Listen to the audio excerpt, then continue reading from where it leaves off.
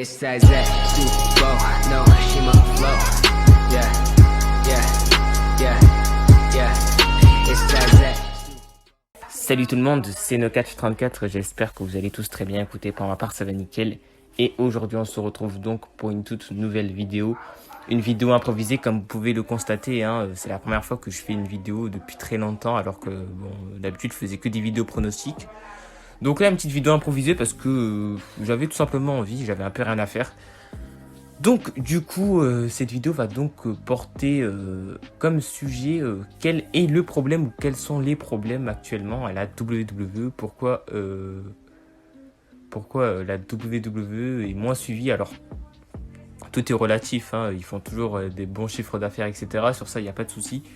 Mais sinon niveau catch en soi c'est pas non plus la top du forme. Alors on a connu pire, mais quand même. Alors moi je vais m'exprimer dans un premier temps à propos du public, c'est un point fondamental pour moi. Donc on va justement commencer avec ce point là, donc le public. Pour moi du catch sans public c'est impossible, je n'arrive pas. Et d'autant plus à la WWE, donc je m'explique. En fait la WWE se concentre sur l'aspect divertissement que l'aspect catch. En gros en fait le in-ring va passer vraiment en place secondaire, et après le premier plan en fait des shows WWE ça sera en fait le public. Voilà, c'est la base de la WWE, le public, etc. Donc déjà ce point est très important. Alors on peut pas les blâmer là-dessus parce que c'est pas leur faute, hein, c'est le public, c'est la faute au Covid.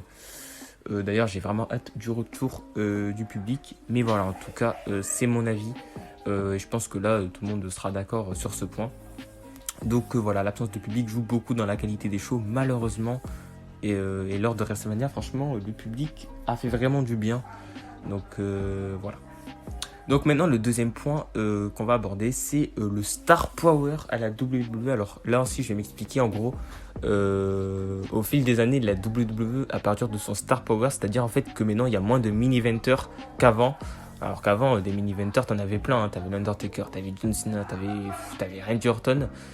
Enfin, ça dépendait quand pour Randy Orton. Pareil pour John Cena, mais en tout cas, bon, t'avais aussi Edge, t'avais Shawn Michaels, t'avais du CM Punk. Enfin bref, t'avais quand même pas mal de Star Power. C'était pas forcément tous des main eventers, mais ils pouvaient rivaliser avec des gens qui étaient dans le main event, etc. Donc c'est ça qui faisait la force en fait des shows WWE.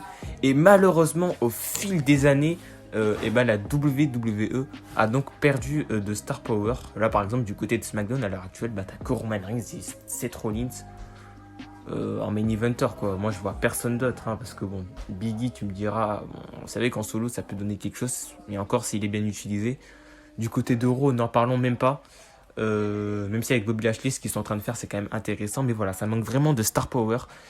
Et ça se ressent vraiment dans les shows, que ce soit dans les shows hebdomadaires comme Raw, SmackDown, ou comme dans les shows PPV, comme dans les pay-per-view. Et en fait, cela est dû à la mauvaise utilisation de quasiment toutes les superstars, parce qu'en fait, la WWE n'arrive plus à créer de superstars. C'est-à-dire en fait que, par exemple, avec... j'ai pas d'exemple en tête, allez, par exemple avec Aleister Black, ils auraient pu faire vraiment quelque chose de pas mal, ça aurait pu vraiment être un mini-eventer, mais le mec il avait tout pour lui, et malheureusement, ils n'ont pas réussi à concrétiser. Pareil pour Samoa Joe. Enfin voilà, j'en passe. Et surtout en plus que là, actuellement, il y a quand même des catcheurs qui vont commencer à se retirer petit à petit. Je pense à Daniel Bryan. C'est un peu le seul exemple qui me vient en tête, mais voilà. Donc pour moi, voilà, ça joue beaucoup dans la qualité des shows. Et là encore, c'est assez compliqué pour la WWE. J'espère qu'ils vont réussir à régler ce souci. Même si c'est vraiment compliqué vu l'utilisation de certaines superstars. Donc voilà, pour moi en fait ces deux points, ce sont un peu les deux points qui font qu'actuellement la WWE n'est plus ce qu'elle était avant, on va dire. Il y a encore des points positifs, mais bon, faut les chercher. Mais bon, les points négatifs, voilà, sont vraiment rares, on va dire. Et après, concernant la qualité des shows, en troisième point, on peut aussi revenir. Les storylines, elles n'avancent pas vraiment. On n'a pas vraiment de points clés. Surtout les fins de show qui sont vraiment décevantes. En fait, les fins de show, elles vont servir à quoi? La plupart du temps, elles vont servir à te hype pour le prochain show. Et avant, la WWE le faisait plutôt bien, mais maintenant, elles essaient de tenter des trucs, hein, elles tentent des trucs, etc. Mais malheureusement, ben, ça ne marche pas en fait. Donc, voilà. Puis les shows, ils sont médiocres. Les storylines sont médiocres aussi. La qualité des matchs, n'en parlons pas trop. Il y a des choses aussi correctes hein, qui sont mises en place. Hein, voilà, hein, ils font quand même quelque chose de bien, comme je l'avais dit avec Bobby Lashley, Roman Reigns, etc. Il y a des choses intéressantes, mais voilà, par exemple avec la division féminine, elle est complètement morte. La division par équipe, n'en parlons pas. Voilà, pour moi, c'est vraiment un point qui fait que c'est n'importe quoi. D'ailleurs, en parlant de la division par équipe, j'aimerais aborder la division par équipe féminine, qui pour moi est en trop. En fait, pour moi, on devrait faire comme avant. Genre, en gros, on devrait avoir juste 2 titres. Le titre féminin de SmackDown, le titre féminin de Raw, et c'est tout. Et t'as des catcheuses qui vont se battre pour ça. Et voilà, là, avant, c'était vraiment plus fluide comme ça. Maintenant, c'est vraiment très compliqué. C'est toujours les mêmes catcheuses qui se battent pour le titre. Bon, Rhea Ripley qui est sorti un peu de nulle part, etc. Bon, bref, voilà. Bon, après, voilà, c'est un peu tout ce que j'ai à dire donc par rapport à ça. Je sais pas si vous allez être d'accord avec moi. Hein, si vous n'êtes pas d'accord avec moi, l'espace commentaire est fait pour ça. Mais pour moi, les points, là, actuellement, à l'heure actuelle, je veux dire, les points qui font que actuellement c'est vraiment dur de regarder un show de catch, moi, personnellement, j'y arrive pas. C'est l'absence du public. Bon, ça, bien évidemment, on peut pas blâmer la WWE. Et bien évidemment, le Star Power qui n'est même plus présent, quoi, à la WWE. Donc voilà. Donc en espérant que cette courte vidéo vous aura plu, je sais pas quand je la posterai, là je la fais juste comme ça, peut-être que je la posterai jamais d'ailleurs, mais bon, je pense que quand même je vais la poster. Donc quand j'aurai pas trop la flemme, je la posterai.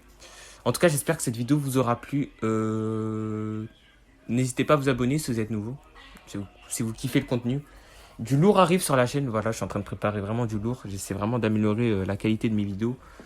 Donc n'hésitez pas à faire grandir à la communauté en vous abonnant, en partageant la chaîne, en likant la vidéo, etc. etc. Nous on se retrouve donc prochainement pour une toute nouvelle vidéo. Allez, ciao tout le monde. Is it too much to ask for? Yeah.